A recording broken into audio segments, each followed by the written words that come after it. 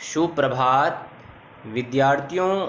आज हम कक्षा 8वीं की पाठ्यपुस्तक हिंदी व्याकरण से पाठ 3 संधि नामक पाठ का आज हम अध्ययन करेंगे।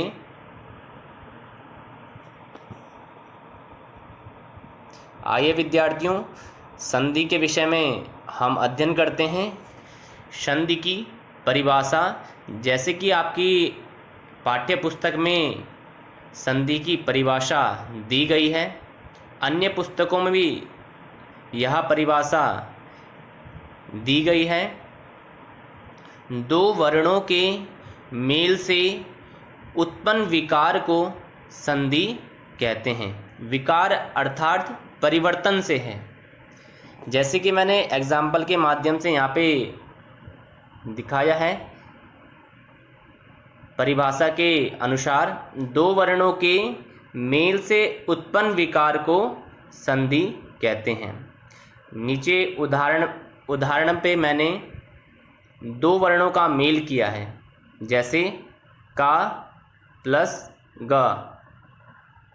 मैंने परिभाषा के अनुसार दो वर्णों का मेल किया है, परंतु दो वर्णों के मेल से कोई विकार उत्पन्न नहीं हो रहा है, क्योंकि विद्यार्थियों बहुत सारी पुस्तकों में जो संधि की परिभाषा है वह अधूरी है।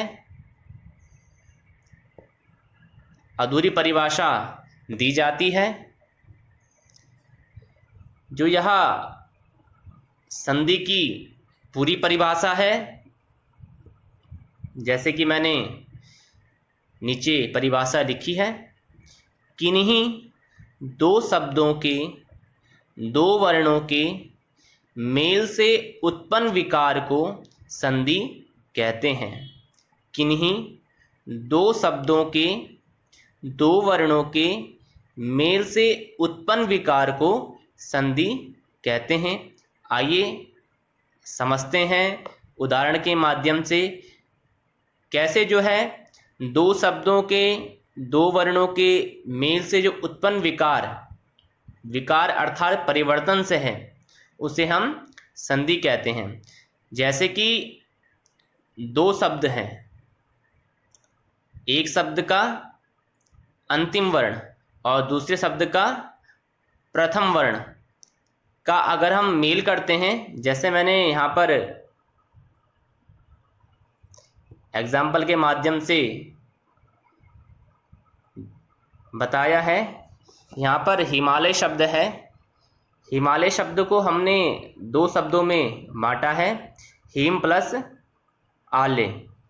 जो प्रथम शब्द है उसका अंतिम वर्ण है माँ। माँ क्या है? व्यंजन है। माँ के साथ क्या है? स्वर है। और जो द्वितीय शब्द है, इसका प्रथम वर्ण है आ। ह्रस्व आ और दीर्घ आ का जब हमने योग किया तो हमेशा वह दीर्घ ही होता है। नीचे आप देख पा रहे हैं, हिम प्लस आ प्लस लय के योग से हिमालय शब्द का निर्माण हुआ है। संधि के प्रकार। संधि के 3 प्रकार हैं, स्वर संधि, व्यंजन संधि और विसर्ग संधि। स्वर संधि के अंतर्गत पहले हम स्वर संधि को समझेंगे कि स्वर संधि की परिभाषा क्या है। स्वर वर्ण के साथ स्वर वर्ण के मेल से जो विकार उत्पन्न होता है उसे स्वर संधि कहते हैं। कहने का तात्पर्य यह है, स्वर वर्ण के साथ और स्वर वर्ण के मेल से, यानी कि अगर दो स्वर वर्ण हैं, उनका अगर हम मेल करते हैं, उनके मेल से जो परिवर्तन या विकार उत्पन्न होता है उसे स्वर संधि कहते हैं। यह 5 प्रकार की होती है।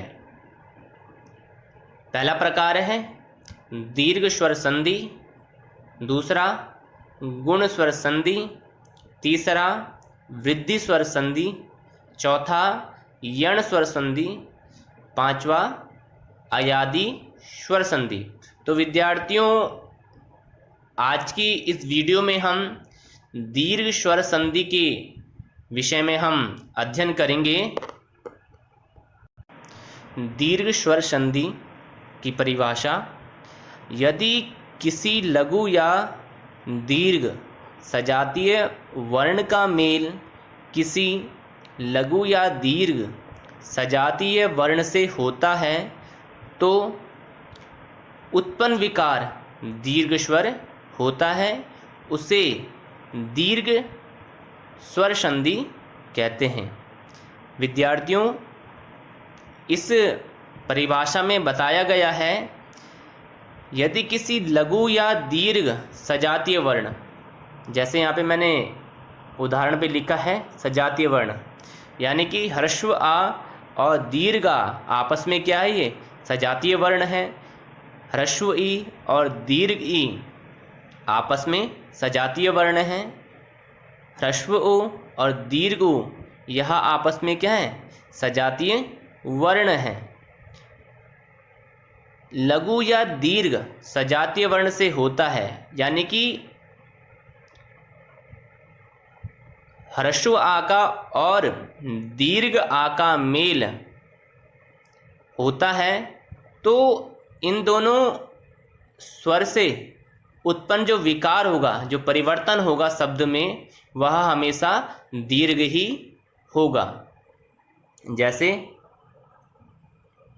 यहाँ पर ह्रस्व आ और दीर्घ आ का एग्जाम्पल दिया गया है। ह्रस्व ई और दीर्घ ई का भी यहाँ पर उदाहरण दिया गया है। जैसे कि ह्रस्व आ और दीर्घ आ का अगर मेल होता है तो इसमें जो परिवर्तन, जो विकार होगा, वह हमेशा दीर्घ ही होगा। चाहे ह्रस्व आ और ह्रस्व आ का योग भी होगा तो दीर्घ ही होगा, और दीर्घ आ और दीर्घ आ का अगर मेल होगा तो परिवर्तन दीर्घ ही होगा। इसी प्रकार ह्रस्व ई और दीर्घ ई का अगर मेल होगा तो दीर्घ ई ही होगा।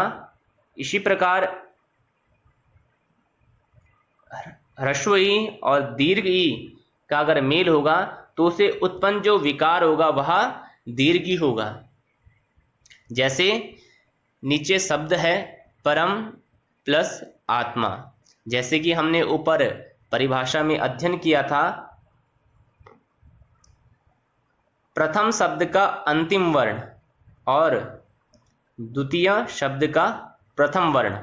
यहाँ पर परम शब्द में प्रथम वर्ण है, अंतिम वर्ण है आ, और द्वितीय शब्द का प्रथम वर्ण है आ। अगर ह्रस्व आ और दीर्घ आ का अगर मेल होता है तो इसमें जो परिवर्तन विकार होगा वह क्या होगा, दीर्घ ही होगा। जैसे परम प्लस आ प्लस माँ, इनके योग से परमात्मा शब्द बनता है। उसी प्रकार ह्रस्व ई और दीर्घ ई का उदाहरण है।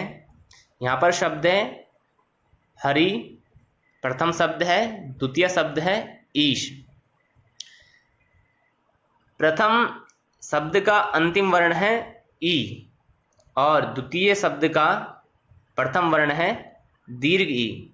अगर ह्रस्व ई और दीर्घ ई का अगर योग होता है, इससे उत्पन्न जो विकार होगा वह दीर्घ ही होगा।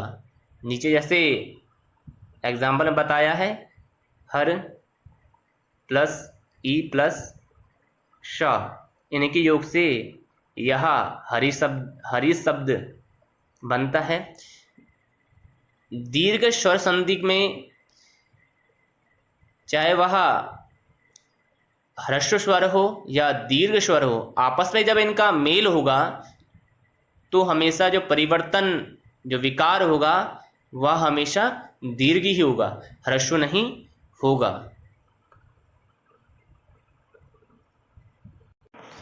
ठीक उसी प्रकार ह्रस्व उ और दीर्घ उ का अगर मेल से कोई विकार उत्पन्न होगा तो वह हमेशा दीर्घ ही होगा। दीर्घ उ और ह्रस्व उ के मेल से जो उत्पन्न विकार होगा वह हमेशा दीर्घ ही होगा। दीर्घ उ और दीर्घ उ के मेल से जो परिवर्तन विकार होगा वह हमेशा क्या होगा, दीर्घ ही होगा। जैसे यहाँ पर शब्द हैं, प्रथम शब्द है भानु, दूसरा शब्द है उदय। प्रथम शब्द का अंतिम वर्ण है उ और द्वितीय शब्द का प्रथम वर्ण है उ। इन दोनों के योग से जो परिवर्तन हुआ है वह दीर्घ उ ही होगा। जैसे यहाँ पे बताया गया है, भान प्लस दीर्घ उ प्लस दय, इनके योग से भानुदय शब्द यह एक सार्थक शब्द है। दीर्घ उ से के योग से यहाँ पर यह सार्थक शब्द बना है भानुदय। वैसे ही नीचे यहाँ पे एग्जाम्पल दिया है, एक प्लस अंकी के योग से एकांकी बना है। दिन प्लस अंक के योग से दिनांक शब्द बना है। गीत प्लस अंजलि शब्द के योग से गीतांजलि शब्द बनाया है, गीतांजलि शब्द बना है। विद्यार्थियों, आपने दीर्घ स्वर संधि के विषय में अध्ययन किया।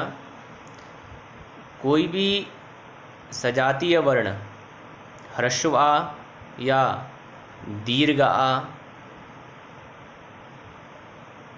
के मेल से जो परिवर्तन होगा उसे हम दीर्घ स्वर संधि कहेंगे। चाहे वह ह्रस्व आ हो या दीर्घ आ हो, इनके मेल से जो विकार उत्पन्न होगा वह हमेशा दीर्घ ही होगा। इसी कारण इसे दीर्घ स्वर संधि कहते हैं, क्योंकि प्रथम शब्द का अंतिम वर्ण और द्वितीय शब्द का प्रथम वर्ण के मेल से जो उत्पन्न विकार होगा वह हमेशा दीर्घ ही होगा। इसी कारण इसे दीर्घ स्वर संधि कहते हैं। जैसे आपने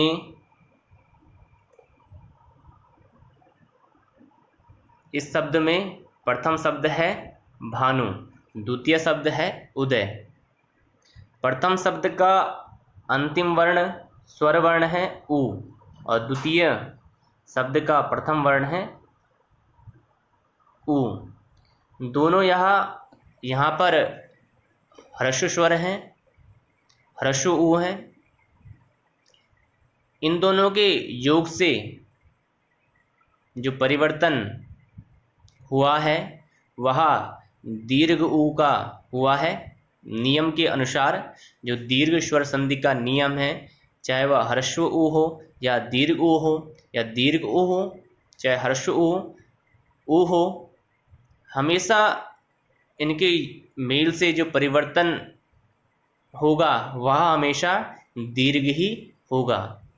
उसी प्रकार यहाँ पर शब्द बना है भान प्लस दीर्घ उ प्लस दे, इन्हीं के योग से यहाँ पर भानुदय शब्द बना है। विद्यार्थियों, आपको हमेशा ध्यान रखना है, प्रथम शब्द का अंतिम वर्ण और द्वितीय शब्द का प्रथम वर्ण के मेल से जो परिवर्तन होगा वह हमेशा दीर्घ ही होगा। उसे हम दीर्घ स्वर संधि कहेंगे।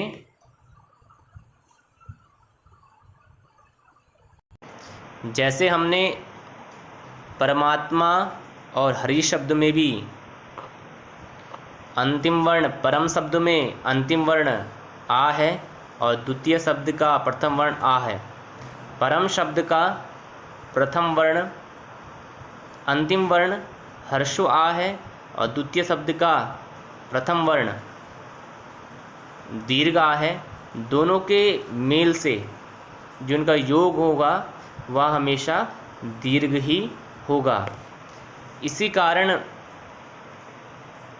इसे दीर्घ स्वर संधि कहते हैं। ठीक उसी प्रकार ह्रस्व ई और दीर्घ ई हरि शब्द में प्रथम शब्द का अंतिम वर्ण है ह्रस्व ई और द्वितीय शब्द का प्रथम वर्ण है दीर्घ ई। इन दोनों के मेल से जो परिवर्तन हुआ है वह परिवर्तन दीर्घ ई है। इसी कारण यह हरीश शब्द बना है। रा पे जो बड़ी की मात्रा है, यह जो ह्रस्व ई और दीर्घ ई के मेल से जो उत्पन्न विकार हुआ है वह दीर्घ हुआ है। इसी कारण हरि शब्द में दीर्घ स्वर संधि है। तो विद्यार्थियों, आज हमने संधि के अंतर्गत स्वर संधि में दीर्घ स्वर संधि का आज अध्ययन किया। दीर्घ स्वर संधि में यह बताया गया है जो भी सजातीय स्वर है, जैसे ह्रस्व आ और दीर्घ आ, ह्रस्व ई दीर्घ ई, ह्रस्व उ दीर्घ उ, यह क्या है? सजातीय वर्ण है। दो शब्दों के जो प्रथम शब्द का अंतिम वर्ण और द्वितीय शब्द का प्रथम वर्ण होगा, उनका जब हम योग करेंगे, उनके योग से जो परिवर्तन, जो उत्पन्न विकार होगा वह हमेशा दीर्घ ही होगा, वह कभी भी ह्रस्व नहीं होगा। तो विद्यार्थियों, आपने आज इस वीडियो के माध्यम से संधि के अंतर्गत दीर्घ स्वर संधि का आपने अध्ययन किया। धन्यवाद।